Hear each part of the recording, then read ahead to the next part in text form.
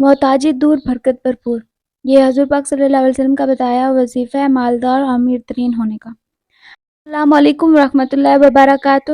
ناظرین، یہ جو وظیفہ کرے گا اللہ تعالیٰ اس کو غنی کر دے گا اور اسی جگہ سے اسے رزق عطا کرے گا، اسے پتہ بھی نہ چل سکے گا۔ جو شخص اپنے گھر میں پہنچتے وقت یعنی داخل ہوتے ہی سورۃ فتح اور سورۃ اخلاص پڑھتا ہے، اللہ تعالیٰ اس سے محتاجی دور فرما دیتا ہے اور اس کے گھر کی خیر و برکت بڑھا دی جاتی ہے، یہاں تک کہ اس کا فیض پڑوسیوں کو بھی پہنچتا ہے۔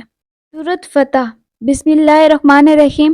الحمد للہ رب العالمین الرحمن الرحیم مالک یوم الدین ایاک نعبد و ایاک نستعین اہدنا الصراط المستقیم صراط الذین انعمت علیہم غیر المغضوب علیہم ولا الضالین۔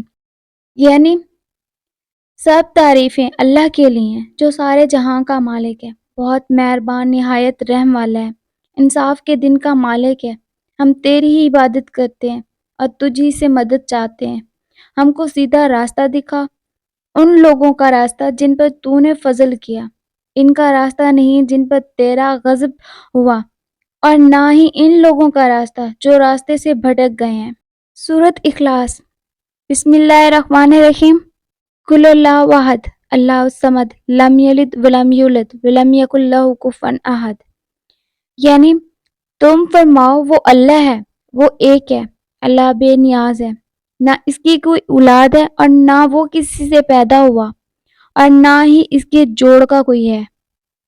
ان دو صورتوں کو جو بھی شخص اپنے گھر میں داخل ہوتے ہی پڑھے گا، یعنی کہ سورۃ فتح اور سورۃ اخلاص، اللہ تعالیٰ محتاجی دور کریں گے، برکت بھرپور ہوگی، مالدار ہو جائے گا۔ جزاک اللہ۔